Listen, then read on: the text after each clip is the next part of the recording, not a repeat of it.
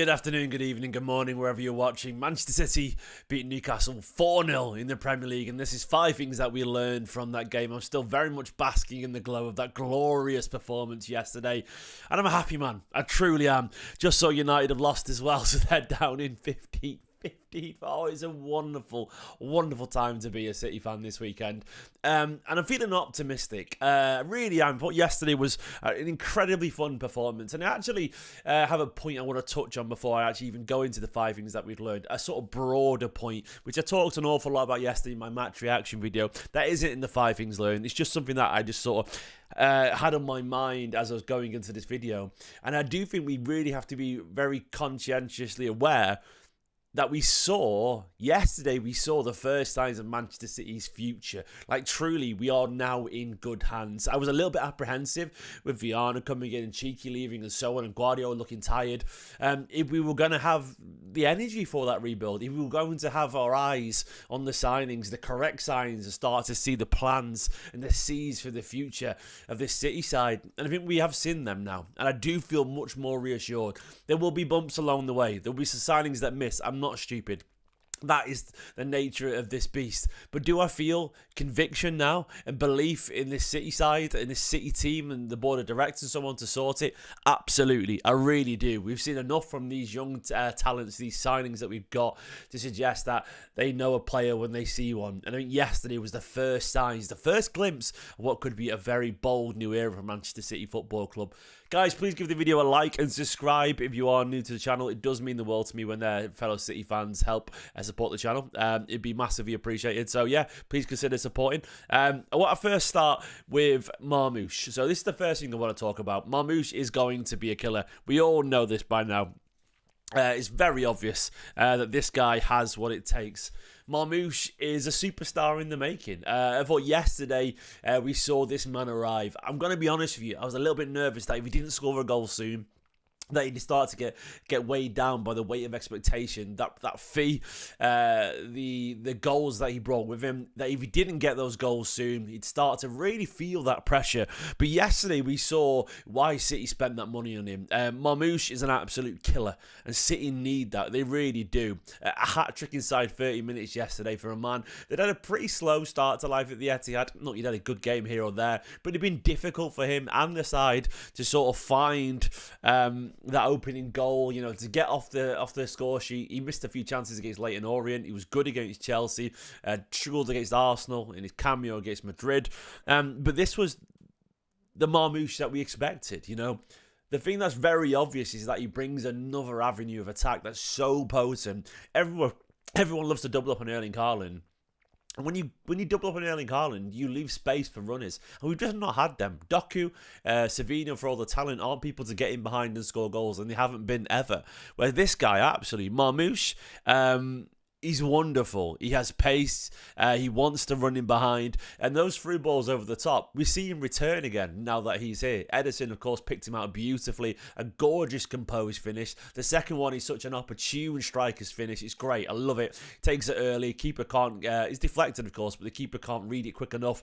The third one is your classic centre-forward poachers finish in the centre of the area for your hat-trick. It's beautiful, man. Absolutely beautiful. Lovely stuff. And it does fill me with glee because I think we've desperately needed a guy who can play out wide or off the striker, who can score a whole bunch of goals. We've been leaning on Haaland for far too long, and with De Bruyne's sad decline, you know, he's not going to score many goals these days. Foden hasn't kept it up from last season. We know he can score goals, but then you look around the team, and that's sort of it, really, you know. We haven't got a lot of great goal scorers in this City side, so we needed another. And we've got another one. A killer is someone who just will take those chances, score those special goals. He will score 25 goals a season. And that's what we've got here. Marmoush is going to be absolutely excellent. I've got no doubt whatsoever that if City continue to play to his strengths, his pace, his movement, fill the side with passers and dribblers, then you've got a quality footballer there. Marmoush, the Egyptian prince, soon to be the Egyptian king. He's coming for that throne, Salah. Just you wait. A phenomenal signing. I think he'll be brilliant, genuinely. I'm 100% convinced he's going to have a great career at Manchester City. So I didn't want to go down the Rodri route, really. There's a lot of pressure. I've talked a tiny bit about, the similarities, but Guardiola yesterday rubber stamped that comparison. He called Nico Gonzalez a mini-Rodri. And at this point, it's really hard to deny that. I'm going to call it his debut, because Leyton Orient felt like nothing. That debut in the Premier League was absolutely remarkable. Truly remarkable. I think he's the only player in the Premier League to have over 100 passes on his debut, complete 97% of them. A stupid debut for a footballer of immense quality. He's just 23 years old. Nico actually changed lives yesterday. The quality of that performance, ridiculous, man. Absolutely ridiculous. Like, he's brilliant. He's absolutely brilliant. And I think he's going to go to the very top. I knew he was going to be good, but he changed the dynamic of the whole team. Seriously, composure, strength, aggression, and leadership. I mean, you see him there like that, shouting at someone. He was doing it throughout the whole game. I saw him telling Erling Haaland what to do at some point. You do need big personalities and big leaders to be a great side. And it's very obvious from just 110 minutes of football, and especially the Newcastle game, that Nico has the tools, the raw leadership, that will to win, that drive, that conviction to his game to be something pretty special, And that's the thing for me, is that I was, sort of apprehensive that, that everyone could hit the ground running. But it's very obvious that this guy's talent was just made for this level. When you combine that physicality that he learned over in Portugal, where he played more of as an 8 for Conceição, and more of a physical box-to-box role, with the masterclass of an education as a number 6 and La Masia for Barcelona, you get a complete defensive midfielder, more than suitable for the Premier League. And a lot of people said he's not going to be like a Rodri clone. Don't do that. I think we were wrong. I think he actually is a young mini Rodri, and it's quite scary. Imagine the pair of them together one day. If you want to play a double pivot, they will shut down even the meanest of midfields. And yesterday, Nico came up against a midfield of Tonali, Bruno G, a player that City wanted for an awful long time. One of the most physical midfields in the Premier League, one of the most functionally organised and commanding midfields in the Premier League. And he sort of bullied him. He genuinely showed them another level. And he made Ilkay Gundogan alongside him look so much more comfortable. I think it's very obvious that we've been really, really lacking a guy who can just shut down a counter-attack. There was a bit around the 75th minute where, I don't know who was trying to burst forward. It might be Jacob Murphy or someone like that. But he just he put his arm across him, pushed him back, not pushed him back, he just leant back into them, bullied him off the ball, strolled away from it, and kept the ball nice and simple. 97% pass accuracy too, 98 out of 101 passes attempted. Just absurd. The little things like that, the communication with his teammates, his positional awareness, his strength.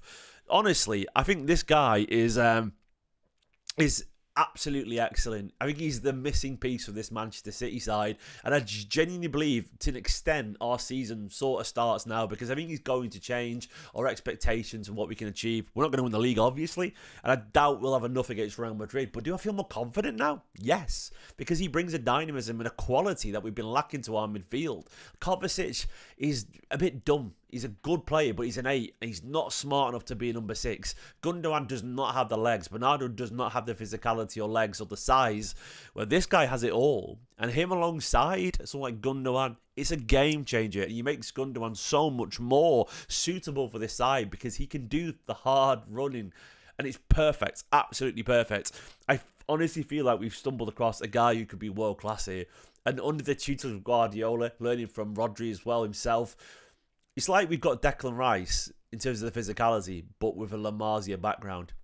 Do you know how scary that potential is? He's going to be something special. I have not been that impressed by a Premier League debut. I said the debut, inverted commas, because it's not his debut, but a Premier League debut is correct, for an awful long time. Incredibly exciting.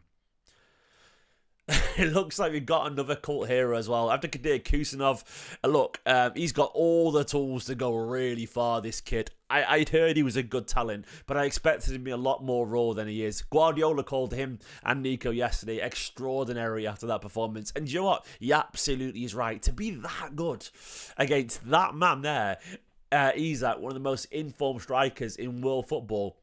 after the Chelsea game when he had a slow start, admittedly with a big mistake, is just ridiculous. He's 20 years old. He speaks only Russian. He doesn't speak English or share a language with anyone else in the team.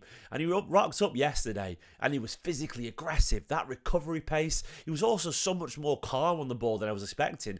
He hits the ball with a really nice, crisp, firm weight on his pass. But there was a bit where he sort of dropped the shoulder on Isak, I think it was, or Gordon, someone, where he just turned away early on and played a really nice simple pass that made me think this guy's actually got the balls to do it. It really has. He's got the ability, he's got the self-belief, he's got the conviction. And he absolutely has the physical tools. He's strong, he's assertive, he enjoys defending, clearly. He's 20 years old.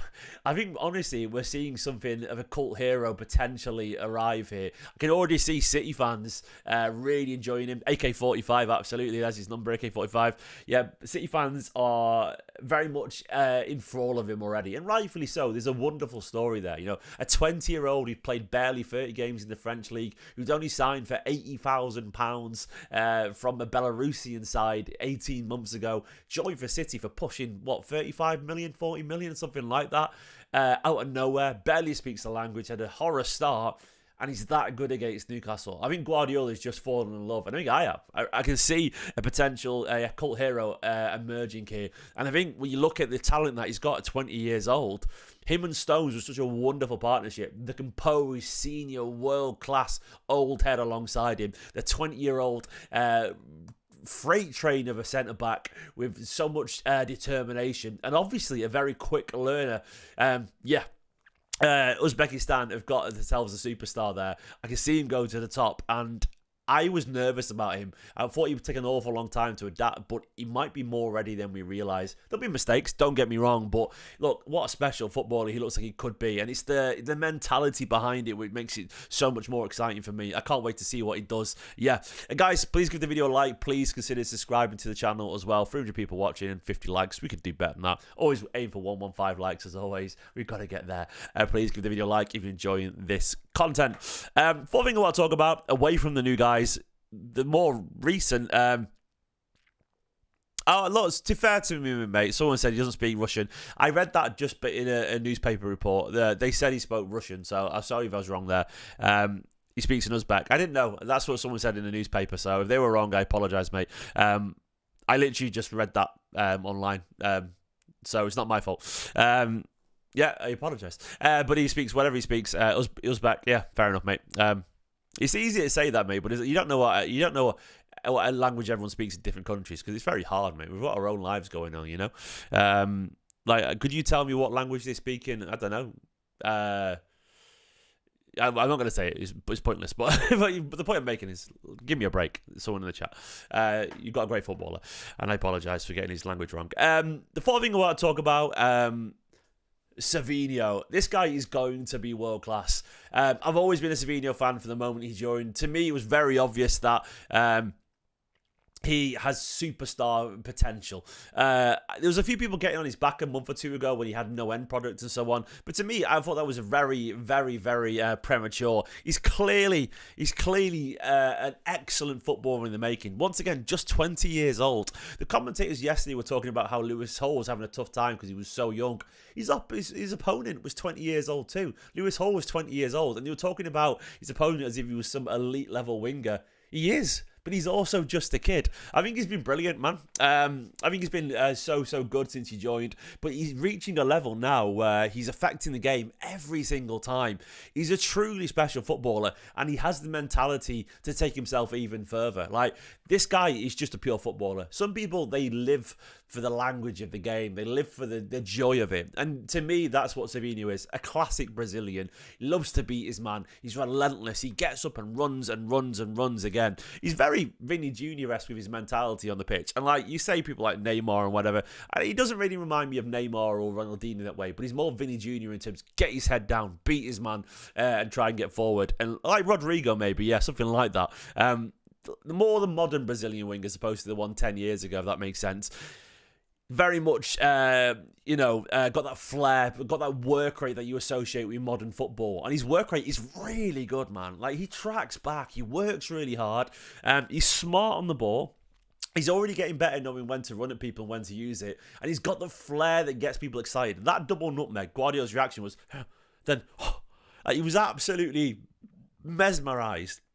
And ultimately, you forget that, Guardiola is a football fan, just like the rest of us are. And he loves to see that. His teammates love to see that. The fans love to see that. Because it's exciting, man. It gets you going. And if you've got players that can get people going, they scare teams. They get the crowd going. And that is a momentum shifter. People like Savinho make you believe. They get you excited. And that's the thing, man. Like, it's so much ability. The goals will come. But he's already on 9 assists. You probably end the season on 15 assists or something like that. He's only got 2 goals. I guess he'll score a few more. He'll probably end up around 20 goal contributions. Say he gets 5 goals and 15 assists. That is brilliant for a 20-year-old. It's also a 20-year-old who's had to suffer through City's worst ever season. Imagine he'd been at City a few years back instead. It would have been so much easier for him. But at times, I would say he's dragged Manchester City's attack forward and been brilliant. He's already got a hell of a partnership with Haaland, 6 or 7 assists for him directly alone. And he continues to show promising signs with his teammates around him. Look, be it on the left, be it on the right, Savinho one day will be world-class. A remarkably smart footballer, as well as remarkably talented and also incredibly dedicated. And by the sounds of his interviews, not his... by the sounds of him speaking as well, his interviews, he looks really, really, really, really nice and focused on his football. So, yeah, Savinho is brilliant. What a player. I can't wait to see how much he develops at Manchester City. And finally, City have youth and energy. This last point I was sort of, getting around talking about maybe Gundogan and what it meant in terms of the energy around him. I also considered talking about, the glimpse of the future stuff, but I mentioned that at the top of the video. But I think the point here is, I think yesterday, the most remarkable thing for me was that, people call them uncles, the old guys. There was only really 1 or 2 on the pitch. Ederson we won't count because he's a 30-year-old keeper. That's not really a big deal. And he's a keeper, not an outfield player. We only really had this guy here, Ilkay Gundogan, 34 years old. John Stones at 30. But that was it. The rest of the team, Rico Lewis, 20. Khusanov, 20. Savinho, 20. 3 20-year-olds. Nico, 23. Josko Gvardiol, 23. 2 23-year-olds. Foden and Haaland, 24. And Marmoush, the old guy other than Gundogan Stones at 26. A young team full of energy that could get back and run. I watched City get countered at one point, and I saw Savinho bursting back. I saw Nico getting back. I saw Khusanov running back. I saw, Foden running back. I saw all these people legging it back, and it was so nice to see actual energy be able to keep up with a counter-attack inside. And to me, this was a glimpse of the future. And I think we can get away with Gundogan. I don't think it's a coincidence that Gundogan was really good yesterday, man. He was brilliant because the team and structure was right around him. It's very obvious to me that Gundogan was meant to be in a team that had Rodri there as well, composure, people could run for him, not be the guy who could be at number 6. And I think Gundogan clearly has that technical ability. The football hasn't left him, just the game left him at one point, or City left him, The quality just is obviously there, but he needs the legs around him. And right now, I don't think there's a real better partnership for City in midfield than Gundogan and Nico. Both smart, beautiful ball retainers, but with the physicality sort of sorted, it lets Gundogan just do what Gundogan does best. Be a technically excellent footballer. And I don't think it's a coincidence as well that Rico Lewis looked better yesterday. Rico Lewis has been under immense criticism. I admit he's had a poor season, but I always denied aggressively the idea that Rico Lewis was some lottery winner footballer. I saw people say stuff like that, and it actually annoyed me. People actually respect saying stuff like that. It's so harsh, man. And I do unashamedly like to defend the younger players more. You could turn around and go, I don't care. They're getting paid. They should take the criticism. But they're still ultimately people. And I think the way you talk about a 20-year-old should be different to the way you talk about a 28-year-old. You don't have to agree, but I personally disagree because I understand that experience shields you from that negativity. And when you're young and not used to it, it does hurt you more. It does cut through. Not for everyone. Some can handle it, but some can't. So naturally, as a person, I do think you should be more cautious how you talk about kids. And calling Rico Lewis a man that genuinely was partly responsible for City's season getting going when he went on to win the treble because he brought impetus and energy and youthful vibrancy and has been a good squad player up until this season. Calling him a lottery winner and things like that, I don't know, calling him the worst player City have had in years, I thought it was remarkably harsh because he's clearly technically good. It's just he struggled in a team that didn't have the capabilities around him. I'm not saying he's going to be world class. I'm not at all. I'm really not. I mean, he'll only ever be a good footballer. But a place like in a team like this, as a squad player, clearly good enough. Clearly good enough if he wants it. And he might move on. But I guess the point I'm making here, when you've got youth and energy in the right system, Gundogan and Rico, they look fine in the right team. And this is what we need to remember. It's all about having the right balance. And yesterday, City looked like a team. Everyone knew the role. Guardiola loves that role on the left. Stones and Khusanov just wanted to defend. Rico wanted to drift in midfield and link up with Nico and Gundo to progress the ball at the pitch. Those guys wanted to get the ball to Foden, who played perfectly in the pockets and just wanted to run, turn around and play 1-2s with Marmoush and Haaland. Haaland, I should have talked about him, but Haaland was a leader yesterday as captain. Haaland loved it, you know. Savinho was beating people. Marmoush was cutting inside. The balance was impeccable. Ederson had runners to ping the ball out to again. It was so much fun. It was the youth, it was the energy, and it was the balance, and it was absolutely so much fun to witness. Yeah, guys, they're the 5 things I wanted to talk about. There's so much more I could go through. Omar Marmoush is a killer. That guy has goals in his blood, and I think he's rubber-stamped his conviction here. He said he feels like he's arrived, and I think that moment was important for it to come now and not too late because, yeah, absolutely, you need it. Nico is going to be City's mini-Rodri. We can say that. That's not over the hype. Guardiola said it, and the big man himself can say it. We can say it too. A special footballer, clearly, made for this City side. Khusanov has all the tools, and I agree with Josh in the chat. Haaland hyping Khusanov up for his aggressiveness. Absolutely bang on. We've got young warriors here, man. You've got to lean into it. Khusanov could go to the top. Savinho would be world-class, I'm certain, and we've got youth and energy. And I think yesterday was one of the most fascinating games I've seen in a couple of years from Manchester City Football Club. We saw a glimpse of the future. We saw young players. You saw Haaland captain in the side, which was Guardiola's decision, by the way. And Guardiola looked reinvigorated by this performance yesterday. He looked happy. He gave the captain's armband to Haaland. It wasn't a vote because he felt he deserved it of the 10-year contract because he thinks he should be a City captain one day. He took it. He wore that armband with pride. He got behind the young players, and this was City as a team looking forward at the future and them enjoying it, and that to me is exciting. If quality players with hunger are excited for the future, then we should be excited too. And I thought there was signs yesterday of something special being brewed up, guys. Of course, we've got Madrid coming up. I would like to see pretty much the same side. You could change one or two. Maybe Diaz could come back in. Maybe push Khusanov out wide or something like that if you want to instead of Rico. But for me, I'm quite relaxed. I don't expect City to go through against Madrid. We've got to have a fun game, though, I reckon. I think it'll be different. But for now, all I wanted to see is signs that our future is in good hands. And I think it is, you know. I think it truly is. We should be confident. We should trust this board because they've told us time and time again that they know what they're doing. And they've shown it as well with an unprecedented period of success. And Guardiola's come out and said that, you know, we have to start rebuilding. And they've been aggressive. And these signings, particularly the three that played yesterday, they might just be the real deal. And they're just the first three we got through the door. Imagine if we get Cambiasso. Imagine we get another midfielder. Oh, special. Guys, thanks for watching. Give the video a like. I'll see you tomorrow for another video in a bit. Bye-bye.